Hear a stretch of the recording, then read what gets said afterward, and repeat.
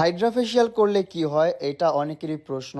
চলেন আপনাদেরকে ছোট্ট করে একটা ভিডিও দেখাই যেটাতে আমরা ব্ল্যাক হেডসগুলো রিমুভ করছি। আমাদের অ্যাডভান্স হাইড্রা ফেশিয়ালের ব্লেডটা দিয়ে যখন আমরা ব্ল্যাক হেডস হোয়াইট হেডসগুলো রিমুভ করি, দেখেন কিভাবে রিমুভ হয়। মানুষের ত্বকের ভিতরে কত পরিমাণ ময়লা থাকে, আবর্জনা থাকে। সো এইগুলো কিন্তু আপনাদের রিমুভ করতে হলে ঘরে বসে করতে পারবেন না, আমাদের এই পার্লারগুলোতে আসতে হবে, জেন্টস পার্লারগুলোতে।